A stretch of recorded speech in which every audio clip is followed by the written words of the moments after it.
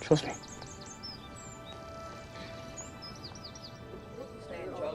And secondly, and then Mr. Killer pulls up in the car. We knew it.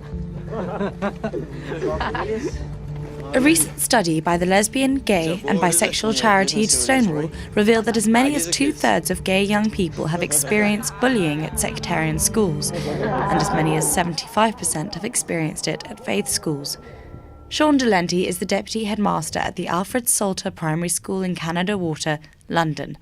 He has spoken out about the need for proper education to deal with the issue of homophobic bullying. The main issue recently, in the last few years, has been the pejorative use of the word gay as a replacement for the words sort of shit and crap.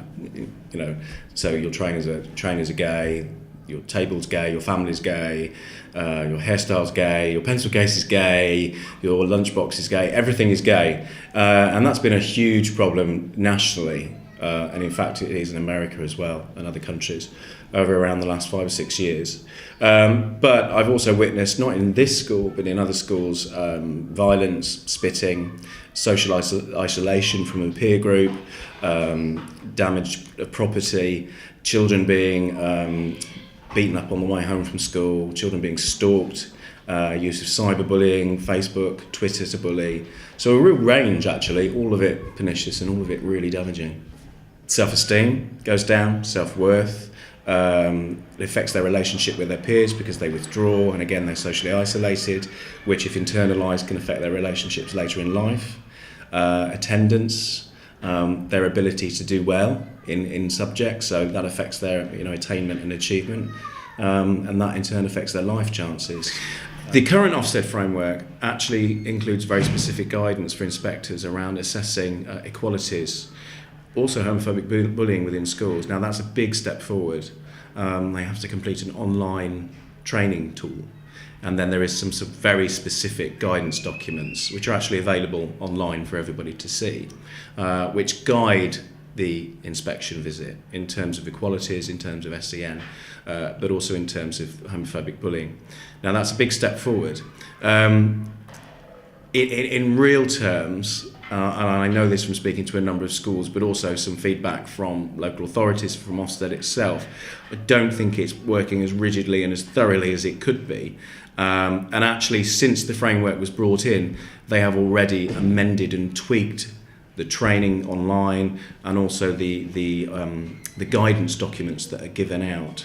You know, any Ofsted inspection is made up of professionals, some of whom will have a specific interest in one aspect of that inspection. So for example, it might be behaviour in the school, it might be arts within the school, it might be literacy or maths, or it might be special needs and equalities. If you're lucky enough to have somebody that has a specific interest in that area, you might find that they go into it in far more depth, and certainly that was the case when we were last inspected. However, I've met inspection teams before that haven't been so quite motivated to look at that particular area. So I do think that each inspection can look very different.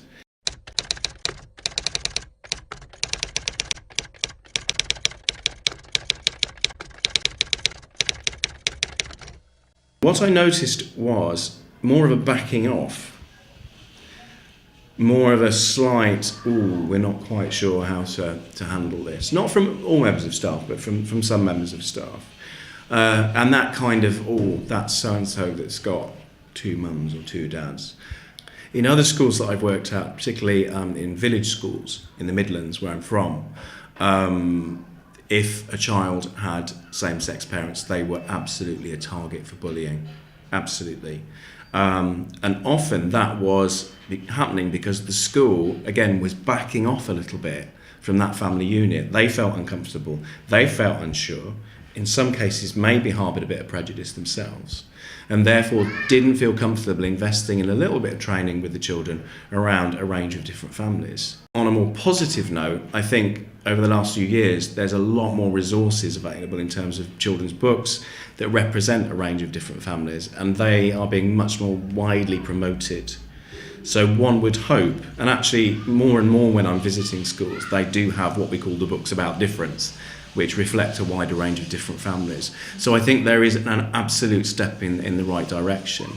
But I do think there's work to undertake there. Inclusion for All is a strategy really to support and train other schools and other education professionals to help them prevent homophobic and LGBT-based bullying in their own schools. I devised an ongoing training programme where we audited the structures and policies and handbooks within the school to see if they were explicit around homophobic and transphobic language, and amended them to put it clearly alongside racial bullying and other forms of bullying.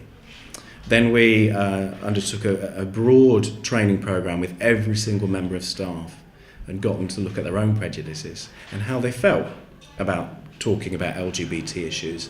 And the interesting thing is that none of them had ever had that experience professionally. And it was a huge cathartic process for a lot of people. They were relieved that they'd actually managed to externalise some of the misconceptions that they had and held because they'd been told them by their parents or their grandparents or their great-grandparents. They'd kind of been passed down. What works in one school will not always work in another school. However, there are certain themes with this work and strategies that I've now run in a number of schools and local authorities that consistently have impact in terms of significantly reducing the level of homophobic, but actually all prejudice-related incidents of bullying and language. And really, that's what I'm aiming to do through Inclusion for All, is just be unremittingly positive about what is possible. Look who it is. No one holding your hand today, is there?